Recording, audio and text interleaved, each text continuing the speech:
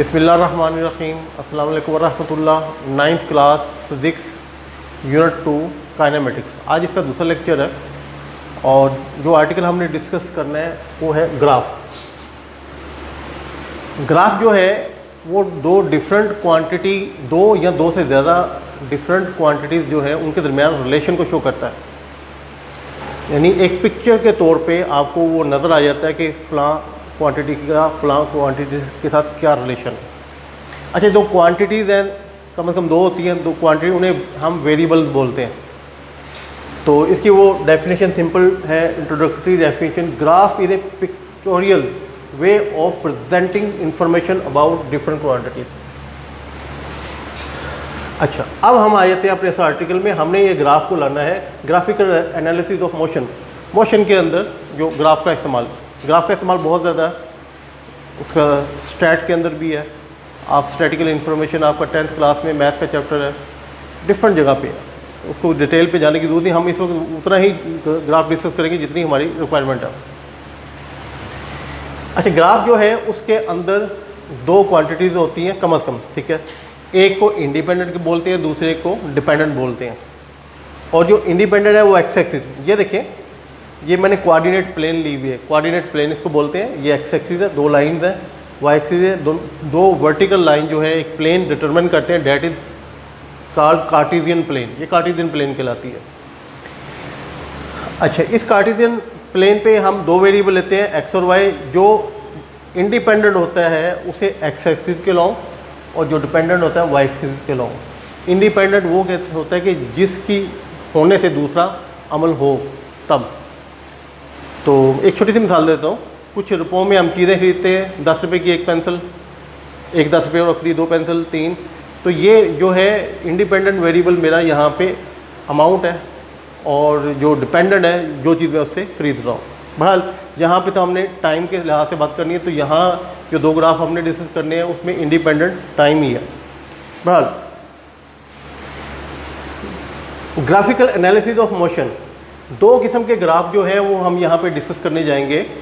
एक है जी distance time graph. एक बात बड़े गौर से सुनिएगा, इस पूरे चैप्टर में हम जो स्टडी ऑफ मोशन कर रहे हैं वो इन स्ट्रेट लाइन है, और उसके अलावा विदाउट देयर काजिज, यानी कि उसमें मैथ का और फोर्स का जिक्र नहीं है, ठीक है जी।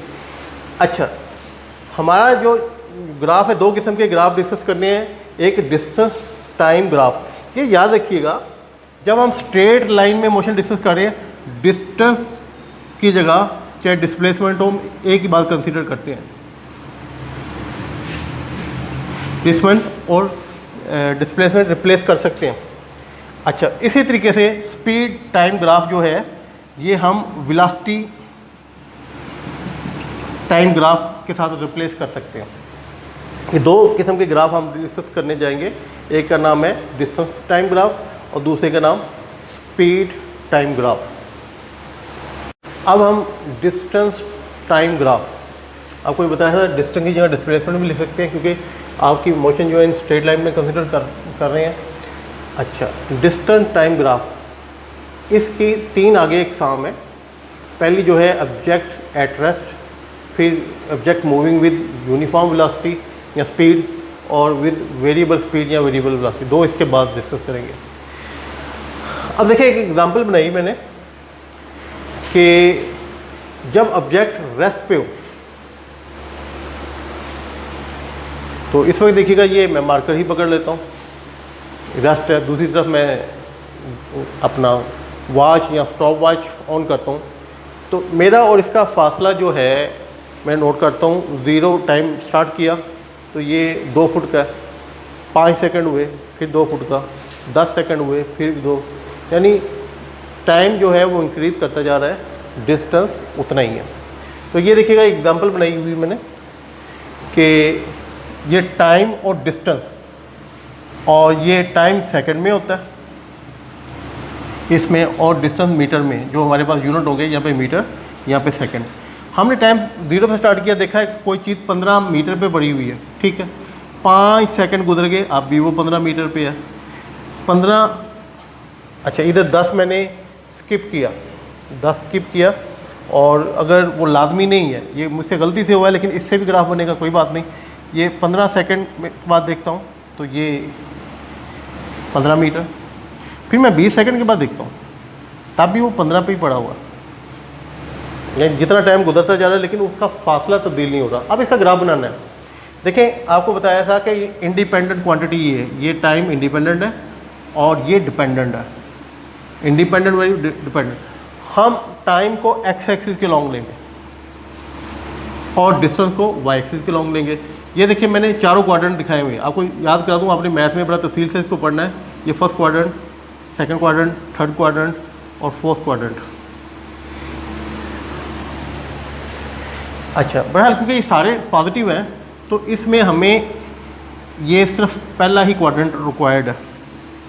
अगर मैं इनको मिटा दूँ, इनकी कोई ज़रूरत नहीं है, अगर लिख दें तो बड़ी अच्छी बात है, इसका मतलब आपका नॉलेज है। अगर आप इसको नहीं लेके आगे चलते तब भी ठीक है, क्योंकि हमारे पास जो वैल्यूज़ हैं वो सारी की सारी पॉजिटिव है। अब इसको ग्राफ बनाते हैं इनकी वैल्यूज़ पे। टाइम पे जाएं 0, टाइम 0 और फासला कितना 15, ये 15 पे नुक्ता लगा दिया मैंने, 0 टाइम 0 और अच्छा उसके बाद आप आ जाएँ 5 सेकंड में। 5 सेकंड में 15 मीटर के फासले पे पड़ा हुआ है, ये ऊपर चले जाए ये 15 पे, ये 15 फासला इतना। उसके बाद 15 पे चले जाए, 10 कीप करके 15 पे, तो तब भी ये 15 मीटर के फासले पे पड़ा हुआ। उसके बाद 20 सेकंड पे चले जाते हैं, तब भी फासला 15 है, ये 20 है और फासला हाइट इसकी सेम होगी। अब हम ग्राफ के लिए इसकी लाइन खींचेंगे, देखें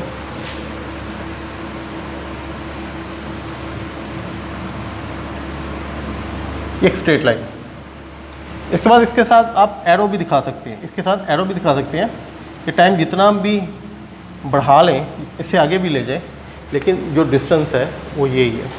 अच्छा, यहाँ पे जो आपके लिए बात है ना, वो बेहतर कीमती जो बात है कि जब एक बॉडी एट रेस्ट पे होता है, जब एक बॉडी एट रेस्ट पे होता है तो जो उसका ग्राफ होता है, जो उसकी स्ट्रेट लाइन है, वो टाइम एक्सिस के पैरेलल होती है, हॉरिजॉन्टल यानी कि टाइम के पैरेलल होती है। और ये ग्राफ को फट देख के हम बता सकते हैं। ये फ़र्ज करें कि मैं एक ग्राफ आपको बोलता हूँ, ये टाइम है और ये डिस्टेंस है, डिस्प्लेसमेंट है, ये लाइन खींचता हूँ, तो आपसे पूछता हूँ कि इस वक्त बॉडी क्या कर रही है, तो आप बोलेंगे body is at rest. Time distance अगर इसमें हाइट में कमी या बेशी नहीं हो रही तो इसका मतलब है ये इंडिकेशन है रेस्ट की। अब हम डिस्टेंस टाइम ग्राफ का अपना दूसरी कैटेगरी में आते हैं, दूसरी टाइप में आते हैं कि पहले ऑब्जेक्ट जो था वो एट रेस्ट पे था, अब object is moving with constant speed. एक ऑब्जेक्ट है कांस्टेंट स्पीड से मुसाफत तय कर रहा है या सफ़र तय कर रहा है। उससे मुराद ये है कि वो बाइक की मिसाल मैंने चलाई थी, वही ले लें दोबारा कि एक बाइक 40 किलोमीटर पर आवर के फ़ी घंटा की रफ्तार से चल रही है, 1 घंटे में 40 किलोमीटर, 2 घंटे में 80, 3 घंटे में 120। तो फासला जो है ये क्योंकि कांस्टेंट स्पीड है, उसी हिसाब से फासला भी जो एडअप होता रहेगा। अच्छा, अब एक एग्ज़ाम्पल हमारे पास है, तो ये देखिए उसका डाटा है, इसका हम ग्राफ बनाते हैं कि एक बॉडी जो है कांस्टेंट स्पीड से मूव कर रहा है पहले से। तो हमने अभी टाइम स्टार्ट नहीं किया तो हम कहेंगे उसने फासला अभी तक हमारे टाइम 0 तय किया। उसके बाद 5 सेकंड के बाद देखते हैं तो 10 मीटर तय करता है, फिर 10 सेकंड के बाद देखते हैं 20, 15 सेकंड के बाद 30, यानी यहाँ पे 5-5 का इजाफा करता जाए, यहाँ पे 10-10 का इजाफा करता जाए, तो ये फासला उतना तय करता जाएगा। अब ये एक्स एक्सिस को मैंने टाइम एक्सिस बना दिया, वाई एक्सिस को मैंने ये डिस्टेंस एक्सिस बना दिया। इसे डिस्टेंस और डिस्प्लेसमेंट, क्योंकि ये स्ट्रेट लाइन में मोशन है, हम कंसिडर डिस्टेंस भी कर सकते हैं और डिस्प्लेसमेंट भी। अच्छा जी, अब यहाँ से डाटा उठाते हैं। जब टाइम 0 था, ठीक है, हमने गाड़ी स्टार्ट नहीं की, तो हमारा फासला जो है वो 0 है। फासला ये ओरिजिन आपका होगा 0 और 0, और ये आपके पास पॉइंट हासिल हुआ पहला। उसके बाद 5 सेकंड के बाद 10 मीटर तय किए, 5 पे 10, ये पॉइंट हासिल हुआ दूसरा आपके पास। तीसरा 10 पे 20, 10 पे 20। ये परपेंडिकुलर लाइन ऊपर खींच लें, इधर परपेंडिकुलर लाइन के दोनों जहाँ पे काटेंगे वो आपका जो है ये कॉमन पॉइंट होगा, ये 10 पे 20। उसके बाद 15 पे 30, 15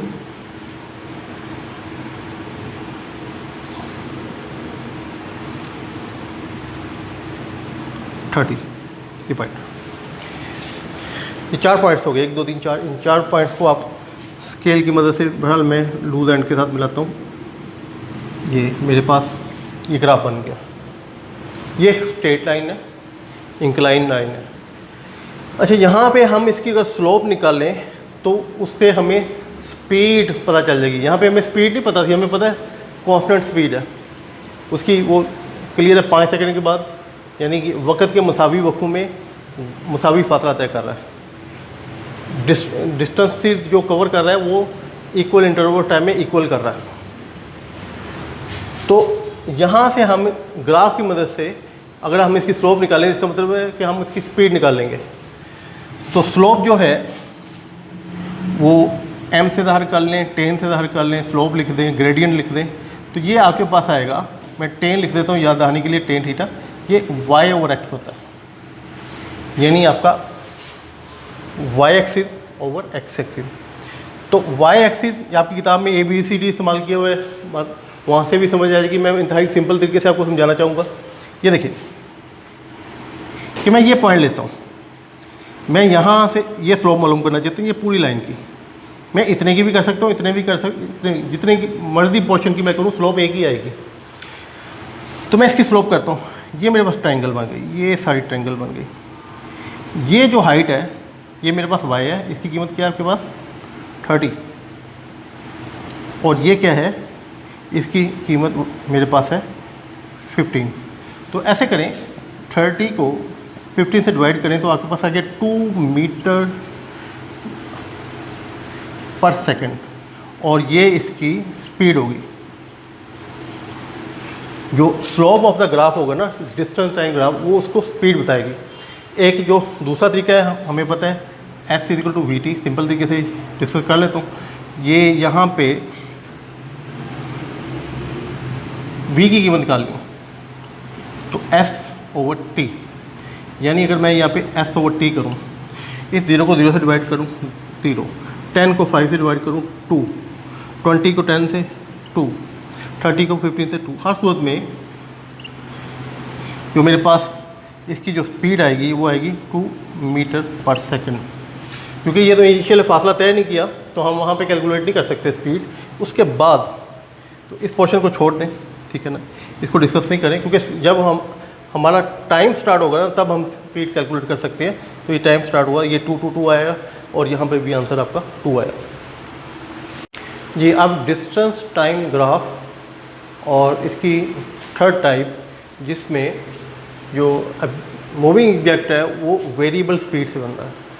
अच्छा, वेरिएबल स्पीड से जब ग्राफ बनेगा इरेगुलर बनेगा, कोई भी कर्व बन सकती है। स्पीड बढ़ गई, ऊपर गया, स्पीड कम हो गई, नीचे गया। बहरहाल इस तरीके से अपना वक़्त के मसावी वक़्तों में गैर मसावी फासला तय करेगा। हम 1 सेकंड में देखते हैं 5 मीटर तय किया, अगले 1 सेकंड में उसने 2 मीटर तय किया, अगले में 3 किया, फिर 8 किया, एक से। तो उसका रेगुलर नहीं है, इसलिए जो उसकी कर्व बनेगी वो रेगुलर नहीं है। आपकी किताब में जो कर्व दी हुई है उससे मिलता जुलता मैंने कॉपी करने की कोशिश की, ये उसकी कर्व बनी हुई है जो किताब में।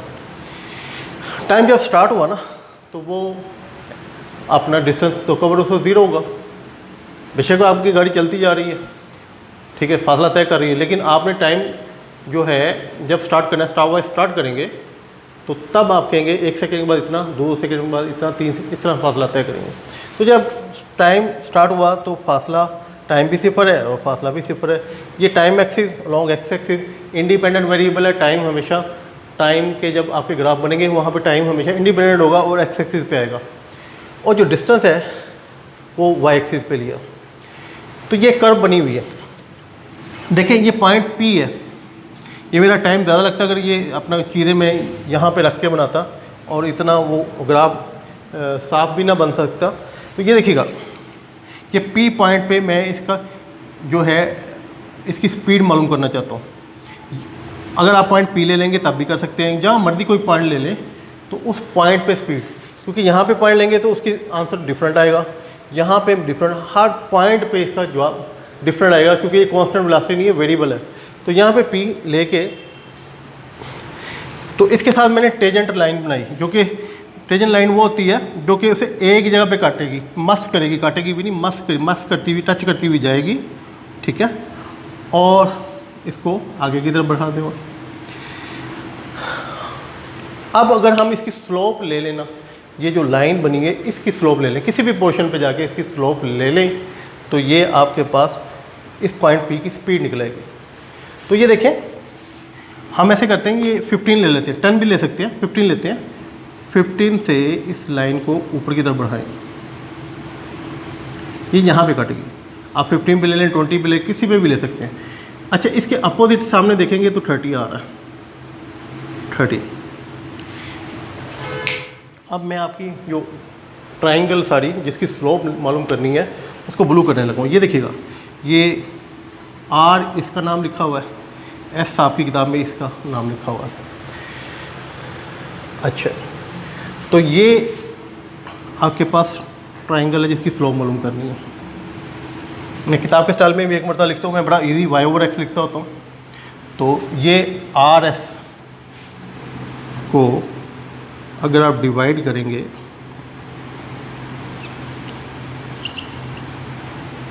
क्यू एस से, और इसका नाम मैं y लिख देता हूँ, एक x लिख देता हूँ, ये देख ले y और x। अच्छा, इसकी जो लेंथ है वो 30 है। ये एक रेक्टेंगल जो बन गई, रेक्टेंगल में आमने सामने वाली साइड बराबर होते हैं, तो ये 30 आ गया। यहाँ पे आप लिखेंगे 30, और ये देखिए 5 और 15 के दरमियान 10 का डिफरेंस है 10 जी। तो अब इसे डिवाइड करेंगे तो आपके पास आएगा 3 मीटर पर सेकंड। ये आपके पास इसकी स्लोप जो है ना, उसकी स्पीड उस बॉडी की आएगी जब वो इस पॉइंट पे होगा जी। इसमें एक इजाफी बात बुक में भी लिखी हुई है आपके, वो प्रैक्टिकली आपको समझाना चाह रहा हूँ। बुक में पढ़ने से वो समझ में नहीं आएगी, लेकिन ये आप जो प्रैक्टिकल देखेंगे इसमें इंशाल्लाह आपको समझ में आएगी। ये देखिएगा, ये पहले आपको बताऊँ, ये ब्लू लाइन है ना, ये मैंने इसकी जगह मीटर और रख दिया है ये। तो इसकी स्लोप मैंने मालूम की, मेरे पास आंसर आया 3 मीटर पर सेकेंड इसकी स्पीड। ये देखें, अगर ये किसी लाइन की स्लोप, ये देखिए मैं ऊपर की तरफ लेके जाऊँ तो स्लोप बढ़ जाती है। ये देखिए स्लोप बढ़ती जा रही है, बढ़ती जा रही है। तो इसका मतलब है उसकी टेन की कीमत बढ़ रही है, टेन थीटा की, यानी टेन जो है वो 70 की कीमत बड़ी होगी, टेन 30 की कीमत उससे छोटी ही होगी। जो एंगल बढ़ता जाएगा टेन की कीमत बढ़ती जाएगी। ये स्लोप बढ़ती जा रही है। ये अगर मैं नीचे लेते जा रहा हूँ स्लोप कम होती जा रही है, ठीक है। अच्छा, एक चीज़ और बता दूँ जो एफएससी में पढ़नी है, वो यहीं पे डिस्कस कर दूँ, थोड़ा सा आपके दिन में रह जाएगा। ये इसकी स्लोप इन्फिनिटी हो जाएगी, 1090 इन्फिनिटी होता है, तो ये इसकी स्लोप इन्फिनिटी हो जाएगी। ये डिस्कस आप एफएससी में करेंगे। अब अगर ये मैं इसकी स्लोप कम करते करते हॉरिजॉन्टल लाइन पे ले जाऊँ तो इसकी स्लोप 0 है और स्पीड क्या हो गई 0। तो ये इजाफी बात इसके साथ मैंने आपको बतानी थी। अब ये हम स्पीड टाइम ग्राफ को डिस्कस करेंगे। स्पीड टाइम हमारा इंडिपेंडेंट होगा हमेशा, यानी कि वो एक्स एक्सिस पे होगा, ये टाइम एक्स एक्सिस पे, और दूसरा स्पीड वाई एक्सिस पे। अच्छा, स्पीड टाइम ग्राफ के 2 फ़ायदे हैं। जो ग्राफ अगर आपके पास बना हुआ है, आप उसकी स्लोप मालूम कर लें तो इसका मतलब है उस पॉइंट पे इसकी जो एक्सेलेरेशन है बॉडी के अंदर वो आपने मालूम कर लिया। अगर उस ग्राफ के अंडर एरिया जितना है वो आप कैलकुलेट कर लें तो इसका मतलब है डिस्टेंस जो उस मूविंग बॉडी ने कवर किया आपने उसको कैलकुलेट कर लिया। 2 इसके बेनिफिट हैं। अच्छा, अब ये देखिएगा, इसकी पहली कैटेगरी है, उसमें है object moving with constant speed. इसकी 2 ही कैटेगरी हैं, विद कांस्टेंट स्पीड और विद वेरिएबल स्पीड। ये पहली कैटेगरी 2। पिछले आर्टिकल में हमारे पास 3 कैटेगरी थी डिस्टेंस टाइम ग्राफ में। बहरहाल ये देखिएगा, एक कांस्टेंट स्पीड से मुराद है कि अगर आप कोई बाइक की मिसाल देता हूँ, 40 किलोमीटर फी घंटा की रफ्तार से आप जा रहे हैं, थोड़ी देर बाद पिच चेक करते हैं 40 किलोमीटर, जब भी चेक करते हैं 40 किलोमीटर, इसका मतलब है इसकी स्पीड कांस्टेंट है। तो अब ऐसा है कि एक चीज़, एक बॉडी पहले से मूव कर रही है, लेकिन हमने अभी टाइम स्टार्ट नहीं किया, तब भी उसकी वेलोसिटी 4 मीटर फी सेकंड चल रही है, रुकी हुई नहीं है। उसके बाद 5 सेकंड के बाद देखते हैं 4 मीटर पर सेकंड उसकी स्पीड या वेलोसिटी, 10, 15, इसमें 20, 25 पे हम चले जाएं तो ये 4 मीटर पर सेकंड ही इसकी स्पीड रहती है। अब इसका ग्राफ बनाते हैं। ग्राफ में देखें 0 पे 4 है, ये देखिएगा ओरिजिन 0, ये रहा 0, x 0 पे 4, ये 4, ये पहला पॉइंट आपके पास है 0 पे 4। मैं इसका कोऑर्डिनेट्स लिख भी रहा हूँ, जैसे मैथमेटिक्स में हम लिखते होते हैं लाजमी। उसके बाद 5 पे 4, ये रहा 5 और ये रहा 4। ये मैं जब 5 सेकंड हुए टाइम एक्सिस पे तो ये 4, यहाँ पे फिज़िक्स में यहाँ पे आप पे पाबंदी नहीं है, लेकिन समझाने के लिए मैं कर रहा हूँ ऐसा। उसके बाद 10 पे 4, 10 पे 4 ये पॉइंट, 10 पे 4, 15 पे भी 4, ये 15 पे 4, ये मैंने लिखे, बेशक नहीं लिखे, ये समझाने के लिए आपको लिखा है। मैथमेटिक्स में आपने मैट्रिक में यही कुछ पढ़ना है, वहाँ पे तो आप लिखेंगे लाजमी। और जो 9th में है वो लाइन का चैप्टर जब वो पढ़ेंगे तो वहाँ पे भी यही काम आप कर रहे होंगे। इसको गौर से पढ़ने से आपको सहूलत मिल जाएगी उधर आगे जाके। अच्छा जी, इन सारे पॉइंट को लाइन से मिला दें और टाइम अगर चलता जा रहा है तो इसको भी आगे लेके जा सकते हैं। ये तो यहाँ से हमें ये पता चला कि जिस वक्त ये आपकी स्पीड जो है किसी बॉडी की कांस्टेंट होगी तो उसका जो ग्राफ बनेगा वो एक स्ट्रेट लाइन होगा, वो हॉरिजॉन्टल लाइन होगी और ये parallel to the x axis होगी जी। इसके बाद लास्ट ग्राफ है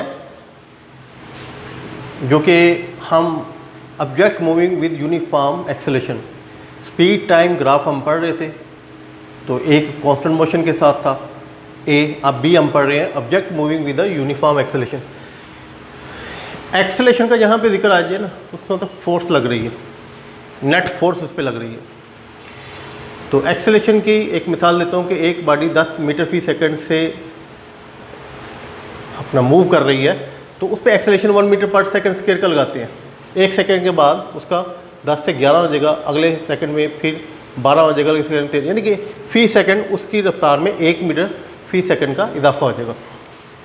तो एक्सेलेरेशन से मुराद, एक्सेलेरेशन का वर्ड जब बोला जाता है याद रखिएगा हमेशा पॉजिटिव की, रेस बढ़ रही है, स्पीड बढ़ रही है। जब नेगेटिव एक्सेलेरेशन तो स्पेशली बताया जाता है, वरना हर एक्सेलेरेशन को आपने पॉजिटिव ही लेना। अब एक बॉडी जब यूनिफॉर्मली एक्सेलेरेशन के साथ मूवमेंट कर रही है तो उसका ग्राफ कैसे बनेगा? ग्राफ वो पिक्चर हम फट बताएंगे कि ये यूनिफॉर्म है या एक्सेलरेटेड है। बहरहाल देखें, उसके लिए मैंने एक टेबल बनाया। तो मैं ये आपसे किताब से मिलता जुलता कुछ हट के काम इसलिए कर रहा हूँ कि ग्राफ मेकिंग भी आपको समझ में आ जाएगी और जो कंसेप्ट इसके पीछे है वो भी समझ में आ जाएगा। अच्छा देखिए जी, एक चीज़ एट रेस्ट पे है, तो टाइम जो है हमने स्टार्ट किया, टाइम हमारा 0 है और उसके बाद उसकी जो वेलोसिटी भी 0 है। इसके बाद 5 सेकंड के बाद देखते हैं उसकी वेलोसिटी 2 मीटर पर सेकंड हो जाती है। 10 सेकंड में 4 मीटर पर सेकंड, 15 में यानी कि 20 पे ये 8 हो जाएगा, 25 पे ये 10 हो जाएगा, यानी इधर 5 का इजाफा होता जाएगा, इधर 2 का इजाफा होता जाएगा, जितना मर्जी आप ग्राफ बड़ा बना लें। लेकिन ग्राफ जो है उसके लिए सिर्फ 2 पॉइंट्स काफ़ी होते हैं, ग्राफ बन जाता है। 3 पॉइंट हो तो वो वेरिफिकेशन कर देता है कि आपका ग्राफ सही है या गलत है। तो बहरहाल ये हमारे पास 2-4 पॉइंट्स से बहुत हैं। देखें, ये आपका ओरिजिन, यहाँ पे ये टाइम एक्सिस है, इसमें 5, 10, 15 सेकंड है, और ये मैंने वेलोसिटी एक्सिस लिया या स्पीड एक्सिस लिया, 2, 4, 6 मीटर पर सेकंड इसकी अपना स्पीड है। स्पीड या वेलोसिटी दोनों आप कंसिडर कर सकते हैं। अच्छा जी, 0 पे 0 टाइम 0 है और इसकी स्पीड या वेलोसिटी भी 0 है। उसके बाद 5 पे 2, ये 5 सेकंड और ये 2 मीटर पर सेकंड, ये नुक्ता आ गया। अगर मैं डॉट से हल्का सा हूँ तो ये आपके पास पॉइंट आ गया। उसके बाद 10 पे जाएं। अच्छा, ये पहला पॉइंट 0 पे, इसको भी मैं पॉइंट बना देता हूँ। उसके बाद ये 10 सेकंड में 4, ये आपका 10, और इस पे आ गया जी 4। उसके बाद जी आपके पास 15 ये 6, 15 और ये 6, इसके भी डॉट लगा देता हूँ।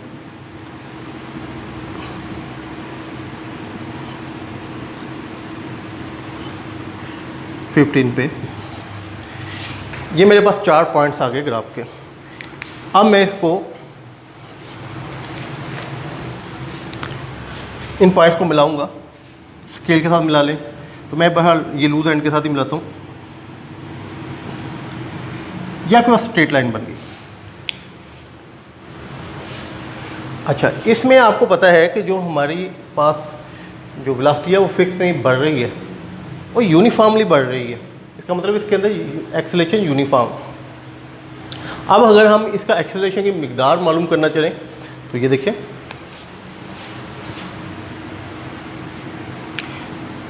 यहाँ से परपेंडिकुलर ड्रा कर दें, ये आपके पास ट्रायंगल बन गई। ये ट्रायंगल, ये बड़ी ट्रायंगल भी ले सकते हैं, यहाँ से ड्रा करके भी ले सकते हैं, कोई भी ले सकते हैं। बहरहाल ये देखिए, इसके दरमियान जो हाइट है 4 और 6 के दरमियान 2 की है, यानी y = 2, और इसके दरमियान जो गैप है 15 से में से 10 निकालेंगे तो 5 का है। तो आपको बताया स्लोप निकालनी हो तो tan थीटा लेते हैं इस एंगल का। अगर ये एंगल थीटा ले ले, थीटा यहाँ पे लिखा नहीं हुआ, डिस्क्राइब नहीं किया हुआ, तो मैं आपको समझाने के लिए वैसे कर रहा हूँ थीटा। या इस स्लोप को m से भी ज़ाहिर करते हैं, इसको स्लोप बोलते हैं, सारा कुछ मैं लिख देता हूँ, स्लोप भी बोलते हैं और इसको ग्रेडियंट भी बोलते हैं। ग्रेडियंट मीन ढलवान। तो ये आपका बराबर होगा y/x।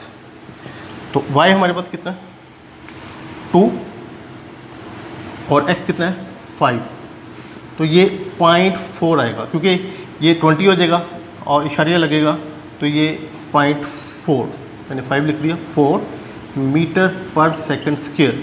याद रखिएगा, अगर आपके पास स्पीड टाइम ग्राफ है, उस ग्राफ की स्लोप आप निकालते हैं तो उससे हासिल आपके पास क्या होता है, एक्सेलरेशन 0.4।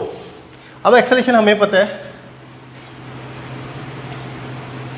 चलें ये मैथमेटिकल कैसे, मैं इस पोर्शन को छोड़ देता हूँ, मैं ग्राफ को, क्योंकि यहाँ से कैलकुलेशन करना जो है हम पहले भी सीख चुके हैं, न्यूमेरिकल में करेंगे तो इसमें टाइम दोबारा कंज्यूम होगा, मैं नहीं कर रहा, मैंने ग्राफ से आपको इसको करना बता दिया। इसके बाद देखिएगा, इन केस आपने ये यहाँ से यहाँ तक जो एरिया जो इसने फासला तय किया है, तो इस ट्रायंगल का एरिया निकाल लें। अगर आपने यहाँ तक का एरिया जो इस ट्रायंगल का एरिया निकाल लें, और अगर आपने यहाँ तक का, तो ये पूरी बड़ी ट्रायंगल बनेगी, इसका एरिया निकाल लें। तो इसका एरिया जो है एक्चुअली वो distance covered by the moving body होगा। तो ये आपका लास्ट ग्राफ था आज का। तो इसके बाद इंशाल्लाह इससे आगे चलेंगे, तब तक के लिए अल्लाह हाफ़िज़।